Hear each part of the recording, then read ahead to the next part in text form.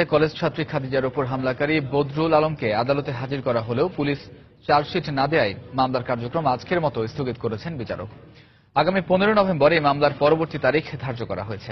দুপুরে অতিরিক্ত chief metropolitan magistrate Umme Saraban Tahura এদিন ধার্য করেন। এর আগে সকাল 10টার দিকে নিরাপত্তার মধ্য দিয়ে মামলার প্রধান আসামি বদরুলকে আদালতে তোলা হয়। তবে পুলিশের পক্ষ থেকে আদালতে চার্জশিট না আসায় শুনানি স্থগিত করে বদরুলকে আবারও জেল হাজতে পাঠানোর নির্দেশ দেন আদালত। এদিকে শাস্তি নিশ্চিত করতে মামলার সব দিক পরীক্ষা করে চার্জশিট জমা দেওয়া হবে বলে জানিয়েছেন ভারপ্রাপ্ত পুলিশ কমিশনার। গত 3 অক্টোবর সিলেট সরকারি কলেজের শিক্ষার্থী খাদিজা আক্তার নার্গিসকে কুপিয়ে জখম করে বখাটে বদরুল আলম। এ ঘটনায় খাদিজার চাচা বদরুলকে আসামি করে শাহপরান থানায় একটি মামলা করেন। খাদিজা বর্তমানে রাজধানীর স্কয়ার হাসপাতালে চিকিৎসাধীন রয়েছেন। চাঞ্চল্যকর খাদিজা মামলা আজকে ধার্য তারিখ ছিল। আসামি বদরুলকে আদালতে আনা হয়।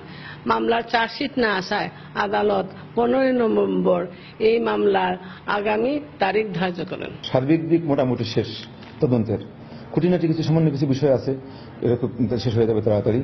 আমরা আজ এই মামলাতে সাধারণত ভিকটিমকে জিজ্ঞাসা করলে ভালো হয়, কিন্তু সেই অবস্থা এখন নাই। ভিকটিম সেই অবস্থায় নাই, তো ভিকটিমকে জিজ্ঞাসা না করে আমরা চার্জশিট দিতে পারি। ক্রিমিনাল যাতে আপনার শাস্তি আপনার নিশ্চিত হয়, এই জন্য আমরা খুব তাড়াতাড়ি আমরা চার্জশিট দিয়ে দেবো। আশা করি মাসের মধ্যে চার্জশিট হয়ে যাবে ইনশাল্লাহ।